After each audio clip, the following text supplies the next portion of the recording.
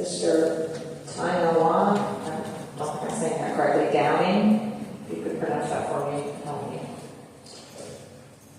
My name is Samuel Downing. I am the civil rights litigator that Justin was just talking about in Washington, D.C.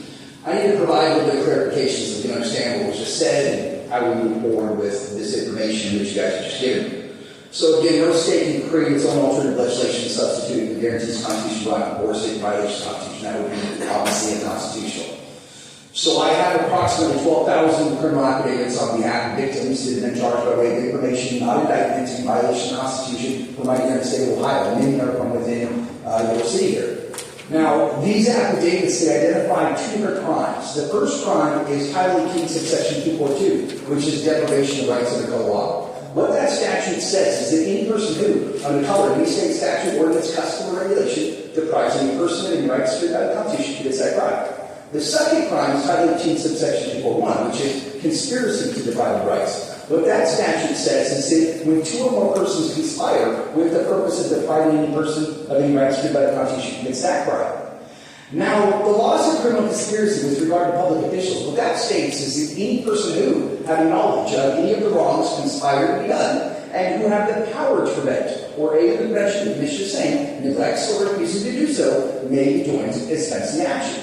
So upon having been provided with this notice, so you know that you guys are paying for law enforcement who are relying upon the New York State statute to go out and perform an arrest in violation of the Constitution of the United States by charging by way of information, not by indictment. We would ask you, please, let's go ahead and work together to fix this. Because the alternative is that we will have to convert these criminal affidavits into criminal complaints. I don't want to go down that path, and you guys don't want me to go down that path either. All right, we've been in touch with the Director of the FBI, Mr. Caspitell, as well as also a ranking member of the Senate Judicial Oversight Committee, Senator Kennedy. They both agree that when agents of the state, be it judges, prosecutors, law enforcement, when they fail to obey the constitutional obligations that they have and fulfill the federal law, that they are subject to arrest. So we don't want to head down that path. What we're here is not to get people into trouble, but rather to raise awareness on an issue so we can work together to get it fixed. Because we don't want to do this in a very, very messy way. Now, I know that you guys are going to go to your attorney soon with that. You're going to ask the attorney whether or not what I'm saying is true. And that attorney is going to point you to a case in 1984 from the United States Supreme Court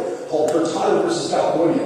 And before you guys choose to rely upon that as your foundation, I must remind you that the Constitution of the United States of America is the foundation, not a judge-made ruling. The Supreme Court of the United States has no constituted authority to be able to alter or amend any of the provisions of the Constitution. That must be done by an offensive act in courts with the special amendment received of Article 5. Furthermore, judges cannot legislate. We know that because Clause 1, Article 1 says all legislative power is vested in Congress of the United States.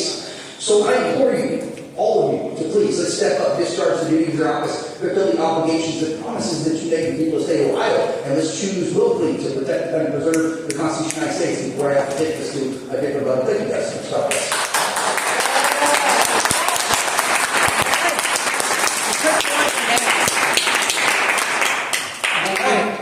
Mr. Downing.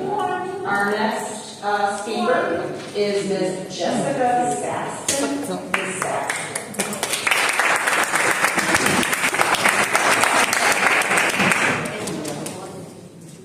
Thank you so much. My name is Jessica Saxton. I'm also a civil rights advocate litigator from Washington, D.C., and I'm also here to provide notice. This is in accordance with the USCIS Rules of Civil Procedure, as well as Rule 17 and Rule 20 of the United States Supreme Court.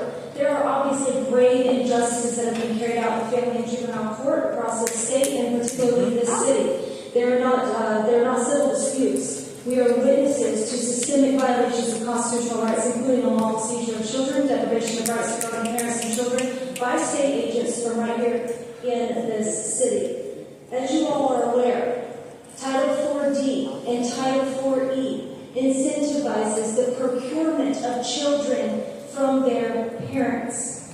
Let me direct your attention to a case called Roberts versus United States JC in 1984. This is where the Supreme Court publicly and lawfully ruled in favor of the Constitution by its provisions and said that there is no greater form of intimate association than that of a parent with its child.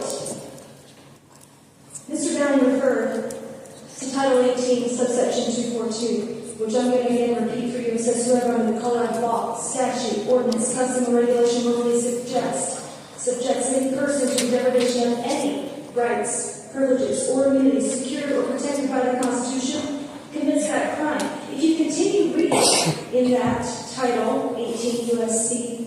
242, it also states that if such deprivation of rights includes kidnapping or the attempt to kidnap any person under this title, that person shall be fined or imprisoned for any term of years or for life or be sentenced to death. These are not my words.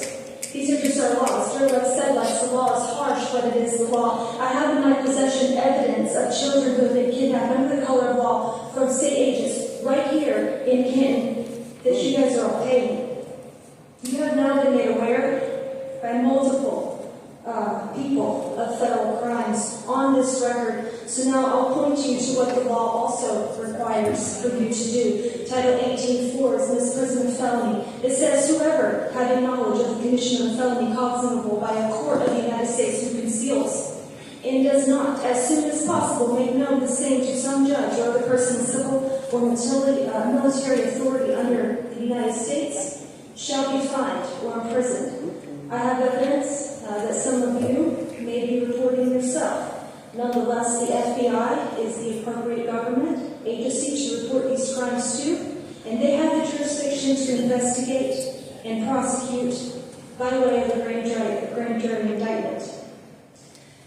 Title 18, subsection 2, also reports aiding and abetting offenses against the United States. So I implore you also, discharge the duties of your office and fulfill the promises that you make to the people of Canada, support, defend the Constitution of the United States, and stop kidnapping our children. Thank you, Ms.